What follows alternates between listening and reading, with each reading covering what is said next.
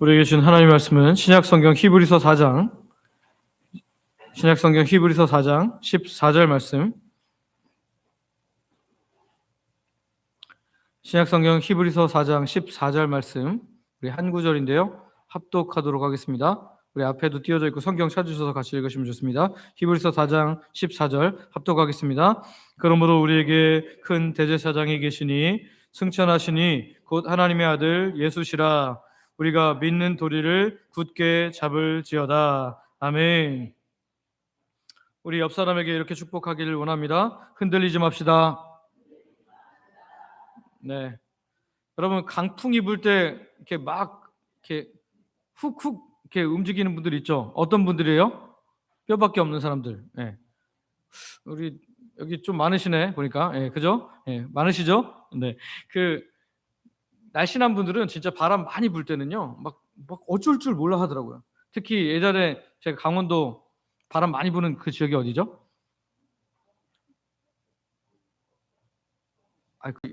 무슨 그 휴게소 있는데 제가 생각이 안 나요. 그 한계령 아니고 아니에요. 예, 제가 생각나면 다시 나중에 말씀드리겠습니다. 네, 어쨌든 거기 휴게소에 딱 서면요, 바람이 정말 어마어마하게 붑니다. 그러면 막 날씬한 분들은 막 뭐 어쩔 줄 몰라 하는 그런 것들을 보게 되는데요. 우리가 사는 이 세상은요, 이단의 미혹의 바람이 어마어마하게 붑니다. 여러분한테 어떤 사람이 묻습니다. 그 당신들은 십계명에 안식일을 기억하여 거룩히 지키라고 분명히 말씀한 건데 왜 당신들은 안식일 토요일 안 지키고 주일 지키냐? 그러면 이제 우리가 안식일 주일인데요? 이렇게 하면 돼요, 안 돼요? 안 돼요. 틀린 거예요. 그거. 안식일은 주일이 아니에요. 그러면 그 자체를 모르면 이미 벌써 한번 먹고 넘어가는 거야. 그래? 그러네? 생각해 보니까 안식일을 지키라고 했지 주일을 지키란 말이 없는데. 근데 여러분, 우리가 왜 안식일을 안 지키고 지금 주일을 지킵니까? 궁금하게 만들어 놓고 대답은 나중에 하겠습니다. 네, 그래야지 여러분들이 졸지 않을 거예요. 자, 우리 교리 교육이기 때문에 좀 재밌게 제가 말씀을 전하려고 합니다. 여러분, 6주간 제가 그 교리 교육을 잡았는데요. 뭐 이 교리 교육 6주 한다고 해서 우리가 막 모든 교리를 다 아는 건 아니에요. 그러나 교리의 정말 핵심적인 뼈대는 여러분이 알아야 되니까요. 왜냐하면 누군가 뭘 얘기하면 답할 수 있는 답이 있어야 되는데 그것들을 여러분에게 만들어 드리려고 하니까 여러분 열심히 따라오시고 그렇게 재밌게 따라오셨으면 좋겠습니다.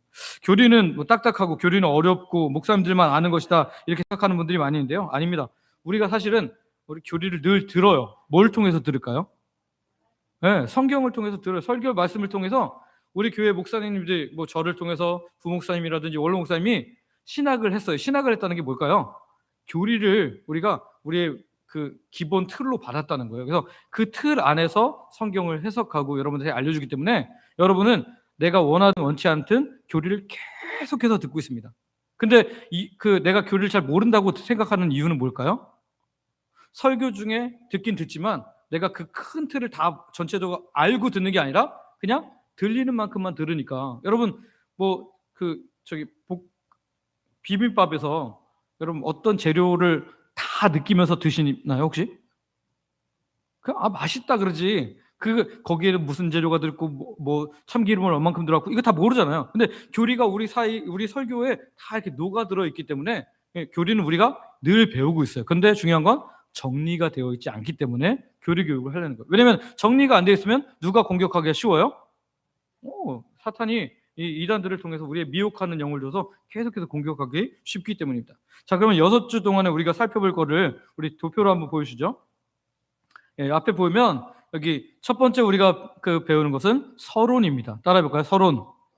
예, 이 서론은 교리의 시작이면서 그리고 이 서론에는 성경에서 이 교리가 나온다라는 것을 핵심적으로 가르치기 때문에 성경론이라고도 합니다. 성경론. 그다음에 이 서론을 이제 우리가 교리를 막 배우다 보면 이 교리를 열심히 배우다 보면 누군가 드러나기 시작해요. 이 드러난다는 것을 그 신학적인 용어로 계시라고 합니다. 따라해볼까요? 계시.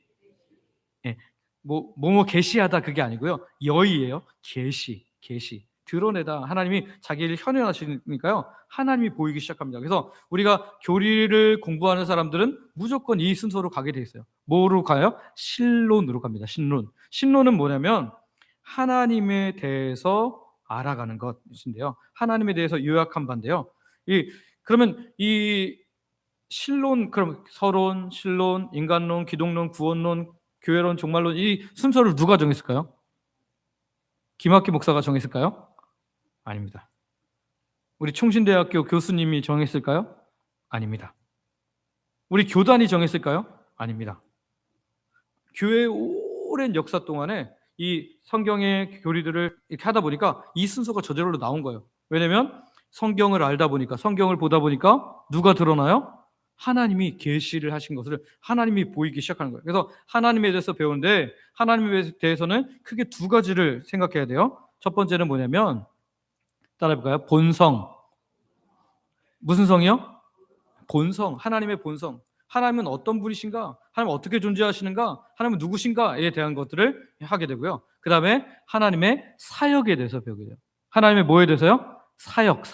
하나님이 어떻게 일하시는가? 그래서 이 신론은 2주와 3주에 걸쳐서 할 거예요. 그래서 첫 번째 주는 오늘 서론을 할 거고요. 그리고 2주와 3주에 걸쳐서 신론, 하나님의 본성과 그다음에 사역에 대해서. 여러분, 제가 이제 계속해서 이런 용어들을 쓸 건데, 여러분, 용어를 여러분이 아는 게 좋을까요? 모르는 게 좋을까요? 아는 게 좋죠. 왜냐면 여러분, 수학 배울 때 그 파이가 뭔지 아시죠? 파이. 예, 모를 수도 있어요. 잊어버렸죠. 저도 지금 이렇게 가끔 생각하기 때문에, 파이는 그 원주율 3.14요. 뭐 탄젠트 뭐 이런 거, 미리 다 배우고 공부를 시작하거든요. 이유가 뭘까요? 용어에는 사상과 생각이 들어가요. 그래서 본성, 그러면 하나님이 누구신가, 하나님의 어떤 특성, 이런 것들이 생각이 되게 돼 있고요. 하나님의 사역, 그러면 하나님의 일하시는 것들이 생각나게 돼 있는 거예요. 그래서 우리가 용어들을 통일하고 용어들을 우리의 마음속에 잘 집어넣으면 이단들이 흔들 때 우리가 그 엑기스들이 잘 나올 수 있는 거예요. 근데 용어가 없으면 배우긴 배웠어요. 하나님 누구시라는 걸 막 배웠는데, 누가 또 하나님에서 이상한 얘기를 하면 그 본성이라는 단어가 딱 떠오르면 이게 줄줄이 엮어서 다 나오는데, 이 본성이라는 단어가 없어버리면 헷갈릴 수 있거든요. 그래서 본성, 사역에 대해서 우리가 배울 겁니다. 자, 그다음에 그 네 번째 주에는 뭘 배울 거냐면 인간론에 대해서 배울 거예요. 자, 하나님을 우리가 알고 나면, 하나님에 대해서, 하나님의 계시를 딱 보고 나면 하나님이 창조하신 모든 만물들에 우리 시선이 가게 돼 있죠. 그래서 하나님이 창조하신 모든 만물 중에 하나님이 특별하게 신경 쓴 그 존재가 누구예요? 인간이잖아요, 인간. 그래서 가장 마지막 날 모든 거 다 만드시고 마치 주인공처럼, 만약에 순서를 바꾸셔서 우리를 만드셨으면 어떻게 됐을까요? 아무도 살아있는 사람이 없을 거예요. 근데 하나님께서 가장 존귀하게 모든 거 다 준비하고, 자, 이 세상 네 거야, 서프라이즈, 그러면서 우리한테 선물 주신 거거든요. 그래서 인간에 대해서 배우게 되는데, 인간은 근데 참 안타까운 게, 창세기 바로 기록이 이제 보시기에 좋았더라, 주시기에 좋았더라 한 다음에 아담과 하와가 다 태어나고 이 땅에 존재하게 되고, 그리고 아주 슬픈 소식이 나오죠. 뭐죠? 인간이 뭐였어요? 타락했어요. 죄를 범해서 타락해 버렸습니다. 하나님이 되려고 하다가 완전한 타락으로 떨어져 버렸어요. 그래서 하나님과 영원한 단절이 생겼습니다. 그것을 우리는 죄라고 하고요. 그래서 사람은 계속해서 죄를 짓습니다. 아담과 이후에 태어난 모든 사람들은 다 죄인으로 태어나서 죄를 지으면서 살아가요. 그래서 이 인간론을 다른 말로 따라해볼까요? 인죄론. 예. 제가 자꾸 이렇게 용어들을 반복시키는 이유는 여러분이 자꾸 생각하라는 거예요. 인간론은 무슨 말로도 할 수 있다? 인죄론. 인간이 죄를 짓는다. 그래서 인죄론이라고도 할 수 있습니다. 자, 그 다음에 다섯 번째 주가 지나고 나면 마지막 주에는 뭘 하게 되면 구원론에 대해서 배웁니다. 아니, 인간론이 아니라 다섯 번째 주는 기독론에 대해서 배워야 돼요. 자, 우리가 인간이 죄인임을 우리가 분명히 알게 되었잖아요. 교리를 순서를 따서 알게 되면, 인간이 죄인이면 뭐가 필요해요? 죄사함, 또는 뭐가 필요해요? 우리 스스로 벗어날 수가 없으니까 뭐가 필요해요? 구원이 필요하잖아요. 구원. 하나님의 구원이 필요하기 때문에, 그러면 누가 우리를 구원하셔요? 누가 우리를 구원하셔요? 하나님이 우리를 구원하셔요? 뭐 맞는 말이긴 하지만 엄밀하게 말하면 누가 우리를 구원하셔요? 예수 그리스도. 그래서 예수 그리스도, 우리가 기독교라고 말하는데, 여러분 왜 우리를 기독교라고 하는지 혹시 아시나요? 기독교는 무슨 뜻이에요? 그리스도교를 한자 음역대로 해서 기독이 된 거예요.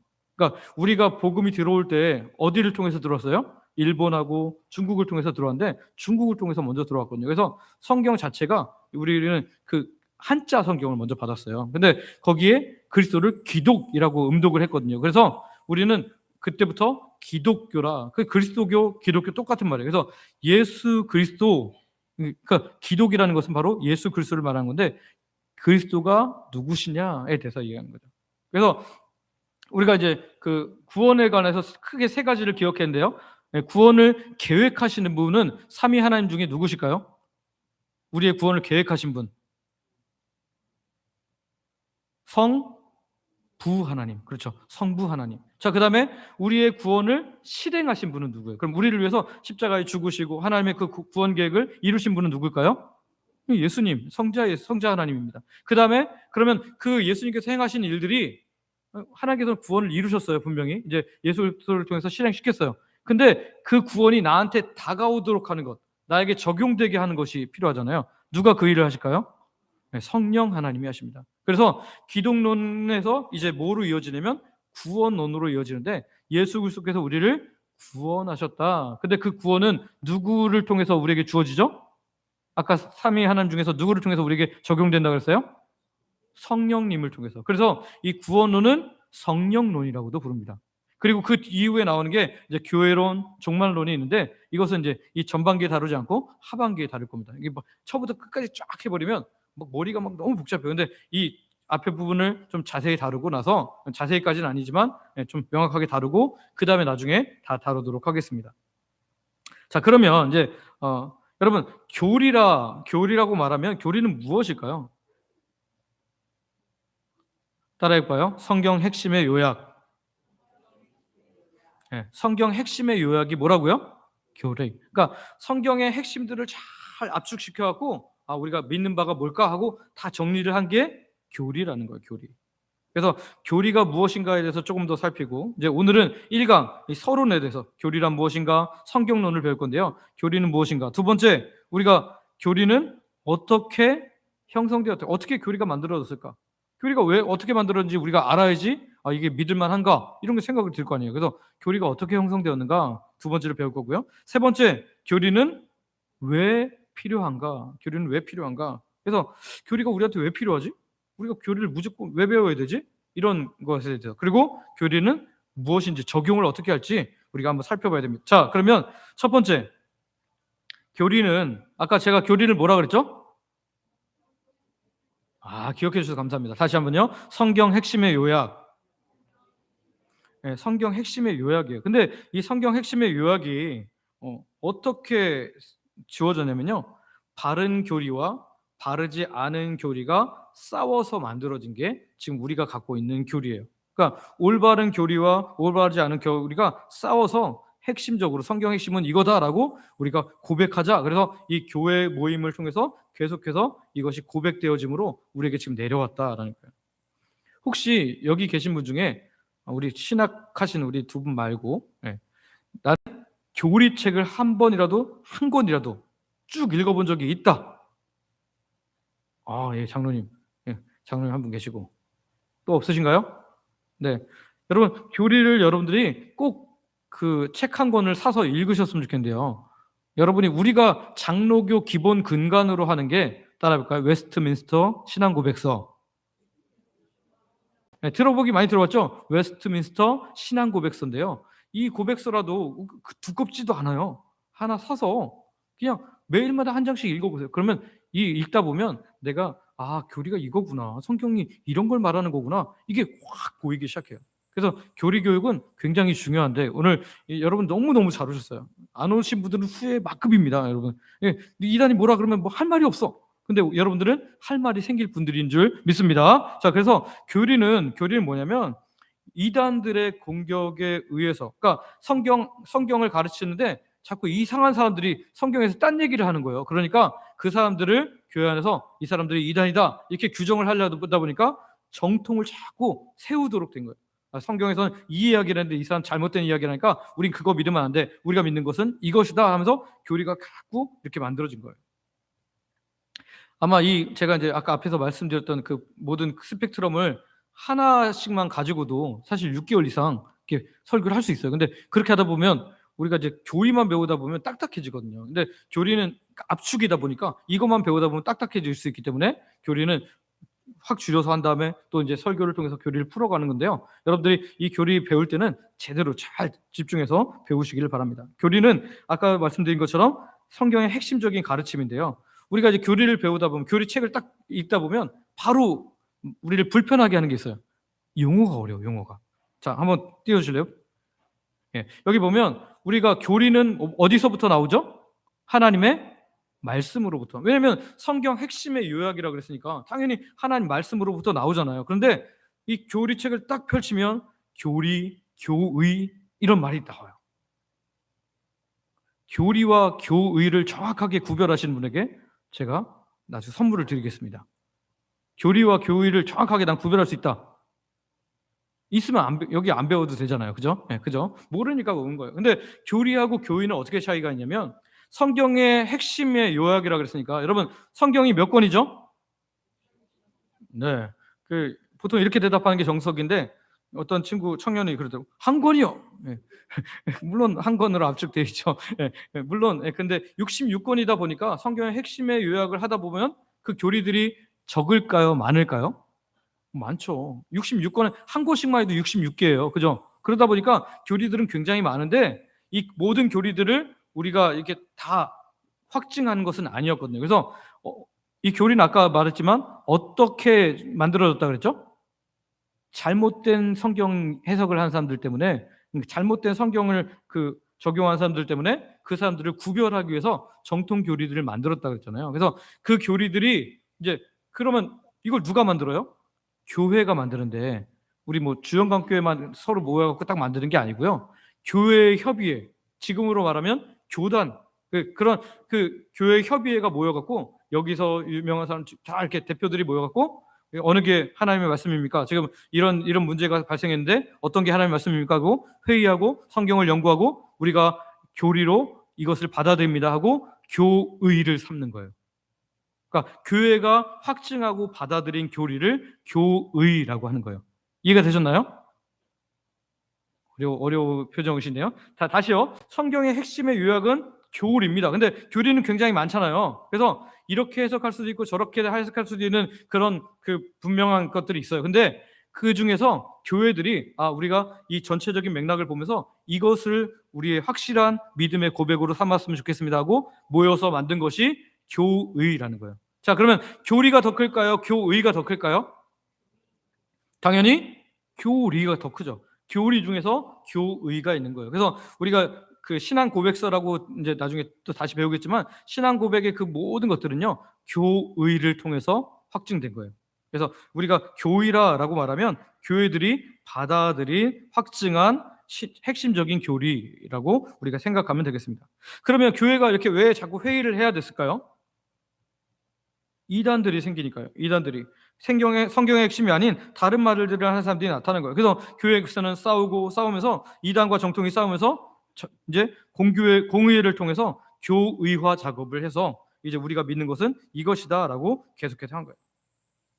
그래서 우리가 이제 아마도 한 번씩은 들어봤을 텐데요. 교리문답이라고 들어봤죠. 교리문답 들어봤죠. 네, 우리가 보통 소요리 문답 이렇게 말하는 게 교리문답이거든요. 소요리 문답이 뭐냐면 어린 아이들을 가르치기 위한 핵심적인 질문과 답이에요. 그러니까 이 예수 믿는 사람이라면 이 질문에 이렇게 답하는 게 정답입니다. 그래서 이것들을 공부시키고 이거를 답하게 했는데, 그래서 교리문답이라는 게 뭐냐면 캐터키즘이라고 하는데 카테케오, 가르치다라는 것에서 나왔어요. 그러니까 하나님의 교리를, 하나님께서 말씀하신 그 말씀의 핵심들을 요약한 것을 자꾸 공유해서 확증한 것들을 가르치는 것이 교리문답이라는 거죠. 여러분, 교회는요, 그래서 이게 참 중요해요. 한번 그 다음 거 띄워주시겠어요? 뭐가 중요하냐면 따라붙어 신앙 고백이 중요합니다. 네, 사도신경 안 외우는 교회들이 가끔 있어요. 여러분, 그건 정말 위험한 겁니다. 왜냐하면 우리가 공의회에서 이렇게 같이 모여서 똑같은 신앙을 고백하지 않으면서 교회가 있으면 우리는 분명히 전능하신 하나님을 믿고 그 아들 예수 그리스도를 믿는데 신천지 이만희를 믿으면서도 이 안에 들어갈 수 있잖아요. 근데 우리가 고백하면서 뭐라 그래요? 그런 사람들이 아닌 사람들은 불편해지는 거예요. 신앙 고백을 같이 하지 않으니까. 그러니까 신앙 고백이 같은 곳이 교회라는 거예요. 그래서 신앙 고백을 같이 해야 되고요. 그래서 신앙 고백을 같이 한다. 그래서 우리를 뭐라고 부르냐면 따라해볼까요? 언약적 공동체. 언약적 공동체라는 것은 하나님의 말씀을 통한 약속을 함께 받은 사람, 그래서 같이 고백하는 사람들의 공동체라는 거예요.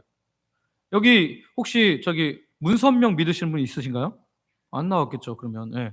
그런 사람들 불편해요. 왜냐면 계속해서 그 문선명은 되게 무시하고 하나님에 대해서만 얘기하고 예수님에 대해서 얘기하니까 불편해요. 그러니까 교회는 언약적 공동체로서 신앙 고백을 같이 해야 된다. 그래서 이 같은 고백을 하는 교회가 되어야 된다는 거죠. 히브리서 4장 14절에 보면 이렇게 말하는데요. 우리가 읽었던 말씀이에요. 한번 같이 읽어볼까요? 읽습니다. 시작.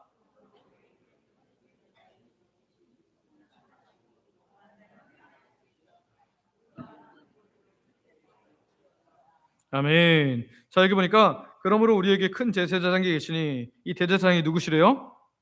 승천하시니 곧 하나님의 아들 예수시라. 그러니까 우리가 믿는 그 교리의 거의 대부분의 핵심은 이제 물론 성부 하나님에 대한 것도 있고 성령 하나님에 대한 것도 있고 그 인간에 대한 것도 있지만 그 거의 대부분의 교리의 핵심은 누구를 가리키고 있어요? 예수 그리스도를 가리키고 있는데 여기 뭐라고 말하면 우리가 믿는 도리를 어떻게 잡을지어다? 굳게 잡을지어다. 굳게 잡을지어다. 이 말은 무슨 말이냐면 우리가 이 믿는 도리를 나 스스로도 아주 튼튼하게 하고 그리고 내 다음 세대에게 어떻게 하는 거예요? 계승하는 거예요. 계승. 만약에 여러분 우리가 교리가 없이 그러니까 교리가 없이 그냥 교회가 쭉 그냥 교리 계승이 없었어요. 그래서 100년 전에 믿었던 분들하고 지금 우리하고 교리 계승이 없었다면 우리는 어떻게 될까요? 아마 교회마다 다 다른 이야기를 할 거예요. 그러니까 목사님들이 설교를 할 때 예수님은 꼭 십자가에 죽으신 건 아닙니다. 가연설을 이야기할 수도 있어요. 우리가 죽은 것 같지만 죽은 게 아니었습니다. 이 이단들이 말하는 거 얘기할 수도 있다니까요. 근데 이 교리가 계속해서 우리에게 전수됨으로 말미암아 성경을 보는 틀과 이 안전지대가 딱 정해진 거예요. 이 교리는 그 굉장히 중요해요. 그래서 이 교리를 나에게도 튼튼히 할 뿐만 아니라 내가 다음 세대에게 어떻게 해야 된다고요? 계승해 줘야 돼요. 계승. 이 세례에 대해서 제가 잠깐 얘기한다면 여러분 세례를 우리가 쉽게 받잖아요, 사실. 우리 교회에서도 제가 세례를 그렇게 어렵게 주는 편은 아니라고 저는 생각해요. 물론 뭐 2시간 정도 교육을 받아야 된다고 얘기를 하지만 여러분 보통 세례는요. 저는 개인적으로 이제 조금 점점 그렇게 바꾸는 게 맞다고 생각하는데 한 6개월 정도는 공부를 해야 된다고 생각해요. 6개월 정도는. 근데 초대교회는 세례를 어떻게 줬는지 아십니까? 놀라지 마십시오. 자그마치 5년에서 6년 동안 공부하게 했어요. 아까 제가 얘기했잖아요. 소요리 문답처럼 이 문답서를 달달달달달 외워갖고 이게 무슨 뜻입니까? 자, 소요리 문답 제1문 묻겠습니다. 사람의 제일 되는 목적은 무엇입니까? 이제 여러분이 대답하셔야죠. 뭐죠? 하나님을 영화롭게 하는 것과 영원토록 그를 즐거워하는 것입니다. 이렇게 대답하고 그게 무슨 뜻입니까? 그러면 이렇게 쭉 대답을 할 수 있어야 되는 거예요. 그래서 우리가 믿는 게 동일한 공동체가 되었다 그러면 그 사람을 세례로서 예수님과 연합에 인증을 해주고 우리 안에 같이 이제 예수님의 몸과 피를 먹을 수 있는 사람이 되었습니다라고 받아들였어요. 근데 요즘에 군대에 가면 세상 쉽게 받죠. 자, 교회 나오신 분 중에 오늘 햄버거 드립니다. 자, 세례 받으실 분 나오세요. 그럼 막 세례 2번도 받고 3번도 받는 놈들이 있더라고요, 보니까. 여러분, 물론 이렇게 주는 것도 중요하긴 해요. 왜냐면 그들이 나와서 나중에 진짜 힘들 때 그래도 내가 세례 받은 사람인데 이렇게 하면서 돌아온 사람도 있더라고요. 근데 원래 세례를 주는 것은 그렇게 쉽게 주면 안 됩니다. 오늘 같은 신앙 고백을 할 수 있을 때. 그래서 여러분들 우리가 교리 교육을 하는 이유는 뭐냐면 같은 신앙을 고백할 수 있도록. 그래서 여러분들이 잘 배우시면 오늘 같은 신앙을 고백하고 또 그것을 잘 계승하게 될 줄 믿습니다. 자, 첫 번째 교리가 무엇이냐? 사실 이 성경의 가르침을 핵심적으로 요약해서 내가 나를 튼튼히 하고 그 다음에 두 번째 뭐 하는 거?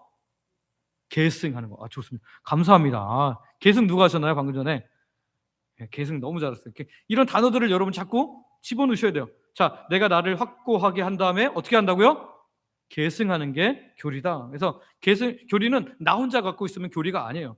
가치 공동체가 고백해야 되고 그것을 넘겨줄 수 있는 무엇이 돼야 된다는 거예요. 자, 두 번째, 교리는 어떻게 형성되었을까요? 교리가 갖고 있는 역사성에 대한 문제인데요. 아까 앞에서도 잠깐 말씀드렸지만 이단들이 나왔기 때문에 이 교리가 생겼어요. 자, 그림 한번 보여주실래요? 멋있죠? 싸우는 모습이. 이거 그냥 죽자고 싸는 거예요, 진짜. 여러분, 이런 전쟁에서는요, 요즘 전쟁은 되게 쉽잖아요. 이렇게 죽는 게 뭐 총 맞거나 폭탄 터지거나 해갖고 죽으면 그래도 거의 그냥 즉사하잖아요. 근데 이때는 어때요? 칼에 한번 찔린다고 죽어요? 안 죽어요. 그냥 여러 번 찌르고 그냥 고통스러운데도 불구하고 누가 죽을 때까지 싸우는 거예요. 근데 이단과의 싸움이 그랬어요. 정통과 이단이 싸울 때 그렇게 죽도록 싸웠습니다. 아주 치열했습니다. 그래서 이 이단이 교회 안에서 교회를 막 들쑤시려고 할 때 정통이 이단을 죽이기 위해서 계속해서 성경을 연구하고 너희 이거 아니다, 이걸 추방시키고 막 이렇게 하면서 교회 안에서 엄청난 전쟁이 일어난대요. 여러분, 그러면 지금 이 치열한 싸움은 지금 끝났을까요? 끝나지 않았을까요? 표면적으로는 끝난 것처럼 보이지만 그렇지 않아요. 이단들이 지금도 얼마든지 교회로 들어올 수 있잖아요. 제가 신대원 들어갔을 때 그때 같은 동기에 이제 저는 MDB 과정이었고 그러면 그분은 신학원 과정이었는데 그 신학원 과정에 그 신천지에서 그 학습 교육을 했던 교육장이 들어오셨어요. 그래서 그 송파구 일대 거기를 다 좌지우지하시는 분이었는데요. 그분이 이제 회개하고 나서 돌아왔는데 그분이 그런 얘기를 하더라고요. 교회가 100명 넘는 교회는 무조건 신천지가 한 명 정도는 무조건 들어가 있다. 그 사람이 활동을 어떻게 하느냐가 중요하지 무조건 들어가 있다 얘기를 하더라고요. 어쩌면 우리 교회도 신천지가 있을 수 있어요. 그래서 우리 주변에서 자꾸 우리를 미혹해 할 수 있다. 특히 누가 힘들다 그러면 찾아가서 위로해 주는 것 같으면서 기도 잘해주는 분이 있는데 가서 기도 좀 받아보라고. 외국에서 들어온 선교사님 있는데 선교사님하고 좀 이렇게 얘기 좀 나눠보라고. 너무 시원해졌다고. 막 이렇게 하면서 우리를 그렇게 할 수 있다는 거예요.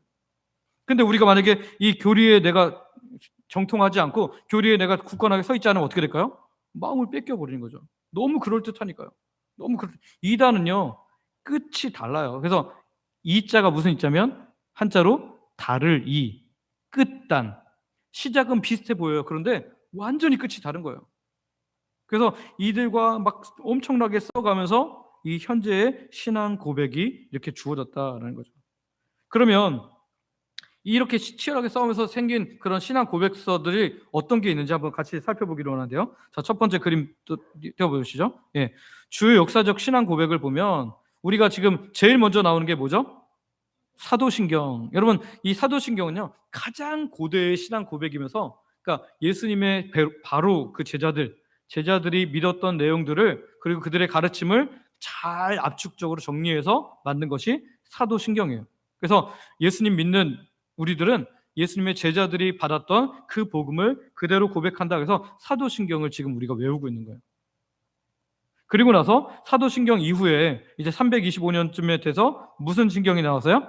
니케아 신경. 이 니케아 신경의 핵심은 뭐였냐면 성자는 성부와 본질이 하나다라는 것을 핵심적으로 다뤘어요.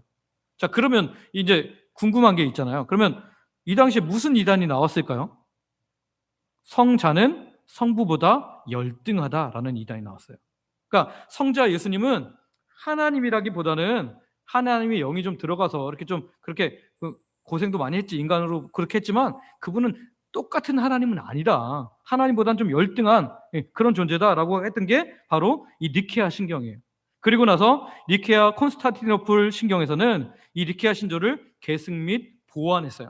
이 부분은 좀 더 다듬어야 될 것 같다. 우리가 말을 좀 다듬자. 그리고 이 부분이 약한 것 같은데 이 부분에 대해서 다시 써주자. 이렇게 해서 그렇게 만든 게 니케아 콘스탄티노플 신경이고요. 그 다음에 칼케돈 신경. 이것도 너무너무 잘 만들어진 신경인데요. 여기 보면 뭐라고 말하면 한 위격 안에 두 본성이 있다. 이것도 누구 얘기일까요? 네, 예수님에 대한 이야기예요. 예수님에 대한 얘기. 근데 그 당시에 어떤 얘기가 나왔냐면 예수님은 하나님이시다. 인간은 아니셨다. 그냥 인간인 척 잠깐 우리가 왜 변신해 갖고 이렇게 우리 뭐 가발 쓰면 예수님이 가발 쓰는 것처럼 그냥 신이신데 인간의 몸을 살짝 입으신 거지 인간이 완전히 된 건 아니다. 변신이지. 그렇게 말하는 데도 있었고, 또 반대로 그냥 인간이지 하나님의 영이 임했던 특별한 인간이지 신은 아니다. 이걸 가지고 막 계속해서 싸우니까, 그래서 예수님의 한 위격, 그러니까 우리로 말하면 한 인격 안에 뭐가 있다고요? 두 본성. 두 본성이 뭐죠? 신성과 인성이 있다. 이거를 증명한 저기가 칼케돈 신경입니다. 그래서 공유해서 이것을 우리는 성경을 이렇게 믿는다라고 해서 정리한 내용이고요. 그다음에 찌빙글리의 67개 조항. 그래서 이거는 종교 개혁이 일어난 후에 되는 거고요. 그다음에 넘겨주시죠. 그다음에 아우구스부르크 신앙 고백. 이거 굉장히 잘 만들어진 신앙 고백서 중에 하나인데요. 나중에 여러분 궁금하시면 책으로 사서 한번 읽어보세요. 그렇게 엄청 두껍지 않습니다. 보통 신앙 고백서들이 그렇게 두껍지 않아요. 근데 말이 좀 어려울 뿐이에요. 그래서 구할 수 있으면 꼭 한번 읽어보셨으면 좋겠고요. 프랑스 신앙 고백서, 그다음에 스코틀랜드 신앙 고백서가 있었고요. 그리고 그러니까 장로교회 첫 신앙 고백입니다. 그래서 장로교회 토대가 되는 게 스코틀랜드 신앙 고백서인데, 그게 나중에 더 계승을 많이 해서 더 보완이 많이 돼서 웨스트민스터 신앙 고백까지 내려온 거예요. 그다음에 벨기에 신앙 고백서라고 해서 개혁파 교회, 우리가 개혁교회면서 개혁주의 교회면서 우리가 장로교거든요. 개혁주의라는 건 뭐냐면 성경이 우리를 계속해서 개혁해야 된다. 그래서 잘못된 게 있으면 성경 중심으로 바꿔야 된다라는 건데, 그 개혁주의 벨기에 신앙 고백서라고도 하고 당시에는 벨직이라고 했습니다. 그래서 벨직 신앙 고백서라고도 했습니다. 그리고 우리가 이제 많이 들어본 하이델베르크 요리문답, 들어보긴 들어보셨죠. 뭐 내용은 몰라도, 그죠? 하이델베르크 신앙 고백 요리문답에 대해서 들어봤을 텐데, 이 하이델베르크는 우리가 이제 칼빈주의 후예잖아요. 그래서 성경이 하나님 모든 영광을 하나님께, 이게 누구의 가장 큰 주장이에요? 칼뱅의 주장이거든요. 그래서 칼빈이 이제 신학을 집재성했는데, 그 사람이 이제 성경을 주고받을 수 있는 문답의 형식으로 이것을 어떻게 하면 좋을까? 그래서 칼빈주의를 연구한 사람들이 이거를 문답식으로 만드는 게 하이델베르크 요리문답이고요. 그 다음에 제2 스위스 신앙교백이 있고요. 그 다음에 39개 신조, 영국 성공회. 그러니까 우리랑 좀 성격이 많이 달라요. 같은 개신교 안에 있지만 성공회는 카톨릭 느낌이 좀 많이 있는데, 그래서 성공회 신조입니다. 그리고 도르트 신경. 여러분 이 책은 혹시 우리나라에 번역이 됐어도 사지 마시기 바랍니다. 너무 어렵습니다. 신학을 한 저도 도르트 신경은 너무너무 어려워요. 우리가 사서 볼만한 거는요, 웨스트민스터 신앙 고백. 그러니까 웨스트민스터 신앙 고백은 장로교, 지금 현재 장로교의 표준 문서입니다.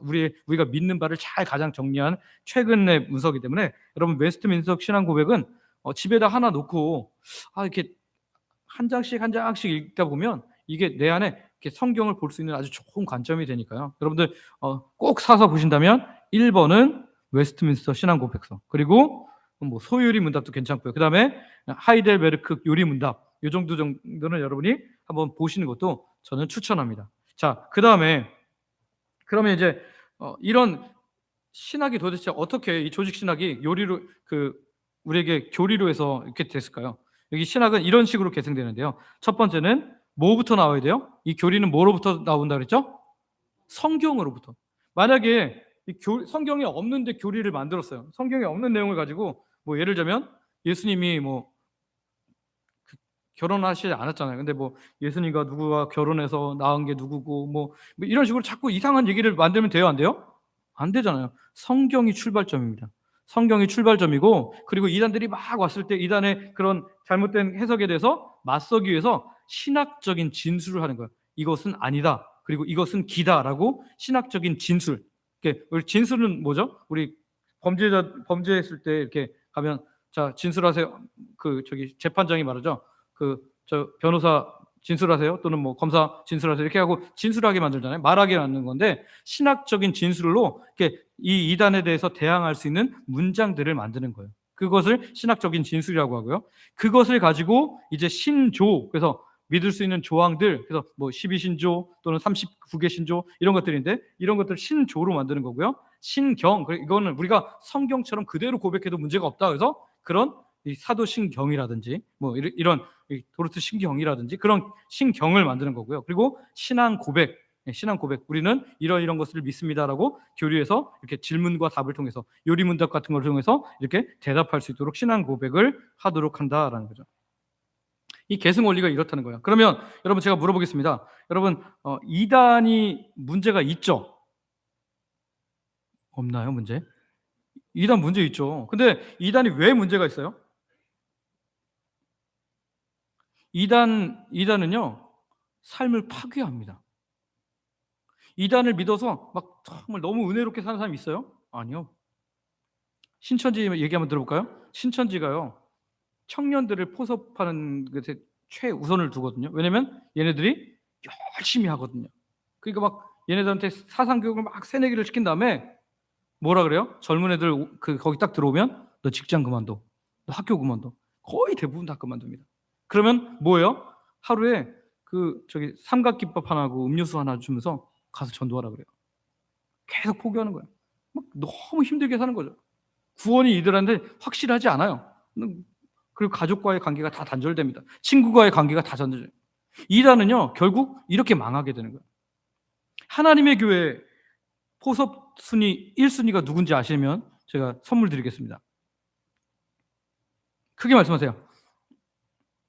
하나님의 교회 포섭 순위 1 대상이 있어요. 네? 안 들려요. 네?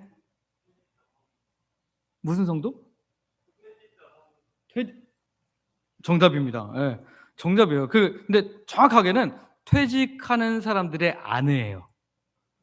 그러니까 정년 퇴직이 가까운 사람의 아내를 포섭을 해요. 그래서 뭐 다양한 거로 뭐 미술 치료 또는 뭐 만들기, 공예 이런 거로 해서 접근을 합니다. 그 사람들이 이제 거의 대부분 노년에 좀 여유가 있잖아요. 애들 다 크고. 그러니까 막 그런 사람들 접근을 해 갖고 외로움을 달래줘요. 그리고 마음을 다 삽니다. 그리고 나서 그분들한테 세뇌를 다 시킨 다음에 언제 이혼하래요? 퇴직을 꼭 한 다음에 이혼하라 그래요. 왜요? 위자료를 받은 걸 헌금해야 되니까. 그래서 하나님의 교회는요, 돈이 너무 쳐나요. 그래서 요즘에 교회 어려워서 교회 닫으면 제일 먼저 누가 와서 살려 그래요? 신천지 아니면 하나님의 교회인데 하나님의 교회가 돈이 더 많대요. 어마어마한 거죠. 왜냐면 그런 퇴직자들 돈 그런 위자료로 계속해서 들어가고 있으니까. 신천지나 하나님의 교회 이단들은 11조 할까요? 안 할까요? 안 합니다. 왜요? 다 바치는 게 원칙이니까. 다 바치는 게 원칙이니까 11조 안 합니다. 예. 그냥 다 바치도록 해요. 세뇌를 당하면 그냥 뭐 이렇게 얼마를 헌금하는 게 아니라 그냥 거의 대부분을 바치도록 해요.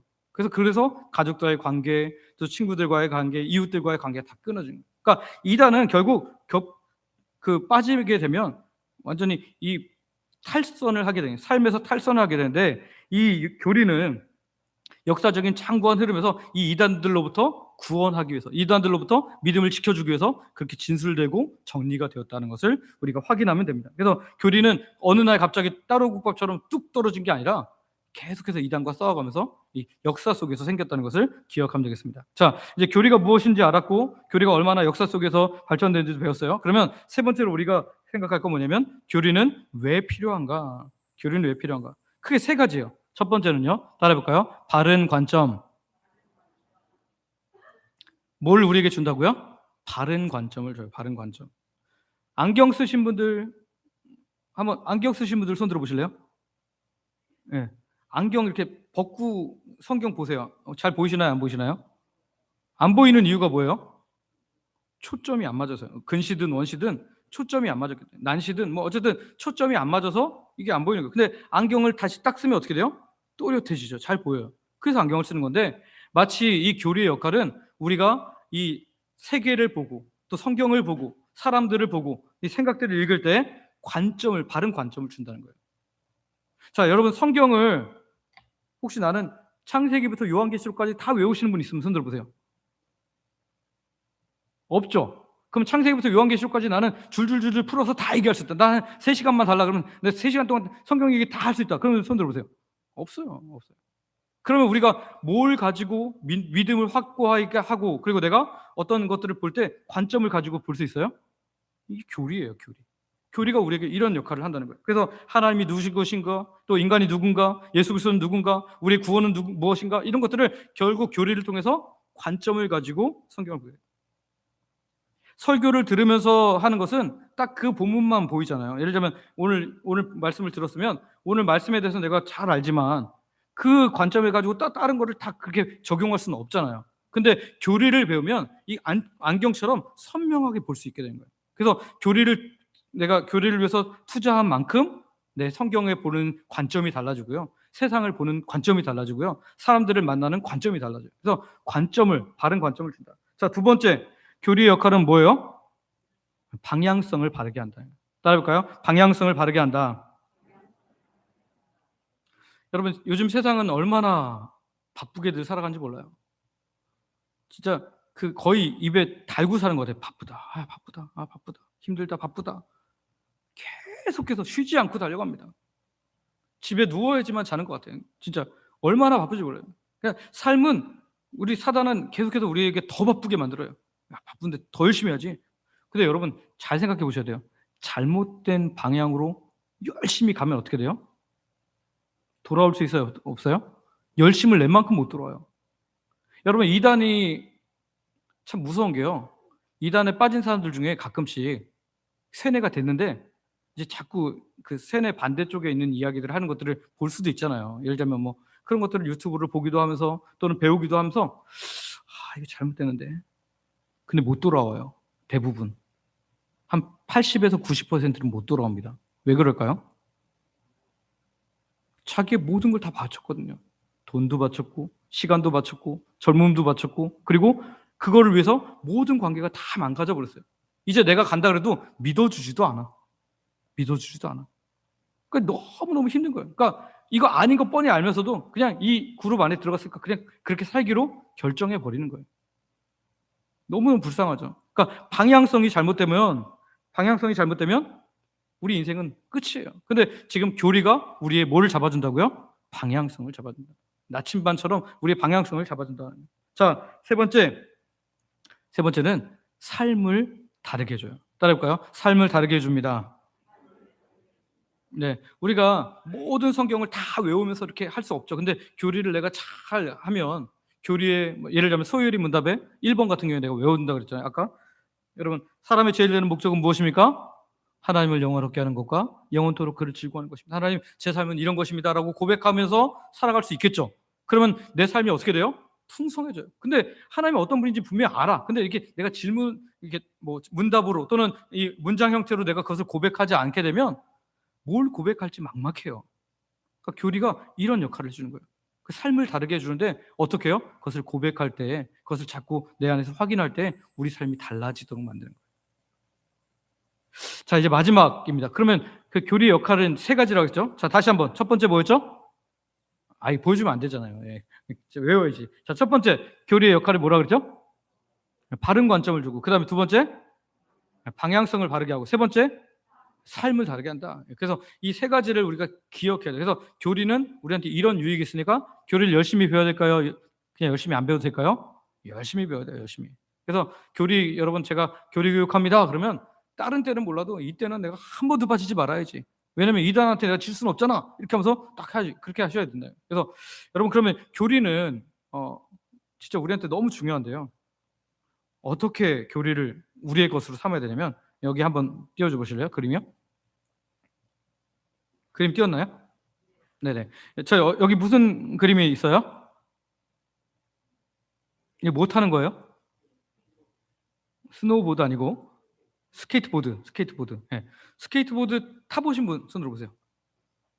아무도 안 계시네요. 제가 좀 소시적에 타봤는데요. 타다가 얼굴 한번 싹 가지고 나서 다시는 안 탑니다. 그게 제가 이제 재밌게 탔었는데 내리막에서 너무 달렸나 봐요. 그래서 한번 쫙 가지고 나서 이거 잘못하면 골로 가겠구나. 그래서 제가 그때부터 안 타는데, 여러분, 이 스케이트보드를 타는데 가장 중요한 게 있다면 뭘까요? 네, 맞습니다. 중심. 근데 이 중심을 잘 잡으려면 뭐가 필요할까요? 하체의 코어가 필요해요. 하체의 코어. 그러니까 하체가 부실한 사람, 다리가 삐실삐실한 사람들은 절대 이거 잘 못합니다.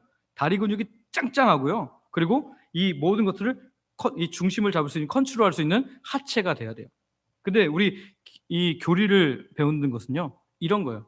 여러분, 이 하체가 짱짱해지려면 한순간에 될까요? 안 될까요? 아무리 뛰어난 사람도요, 아무리 균형 감각이 좋은 사람도 스케이트보드 올라가서 처음부터 잘 타는 사람은 있다 없다? 없습니다. 수없이 넘어져야 되고요, 수없이 까지면서 내가 하체를 더 단련하고 이 중심을 잡고 이것을 해야 돼요. 근데 오늘 우리가 이 교리를 교육하고 학습하는 이유는, 그러니까 교리는요, 우리가 교육 받을 때 보통 학습이라고 말하는데요, 학습이 무슨 뜻이죠? 배울 학자, 그 다음에 습은 뭐예요? 익힐 습자예요. 배우고 익히는 거예요. 그러니까 배우는 거는 누구나 다 할 수 있죠. 교리 교육 딱 받고 잘 배웠어. 근데 이걸 내 걸 삼으려면 뭘 해야 돼요? 익힐 습을 해야 돼. 익힐 습. 우리가 보통 아주 중요한 것들, 예를 들자면 여러분 이제 집 비밀번호를 바꿨어요. 그럼 집 비밀번호를 딱 바꾸고 나서 그냥 잊어버리고 살아도 돼요? 아니면 이걸 자꾸 확인해야 돼요? 확인해야 돼요. 안 그러면 집에 못 들어가요. 그렇잖아요. 그러니까 중요한 것일수록 어떻게 돼요? 반복하는 거예요. 반복. 오늘 사단이 우리를 계속해서 공격하려고 하는 영적인 그런 상황이 있습니다. 그래서 오늘 우리가 해야 될 거는 이 교리와 관련해서는 뭘 해야 된다고요? 학습을 해야 된다. 학습을 해야 돼요. 학습을 안 하면 결코 이 교리는 내 것이 되지 않습니다. 자, 제가 다시 한번 물어보겠습니다. 이제 확인 몇 가지를 해볼게요. 여러분, 교리와 교의의 차이가 뭐였죠?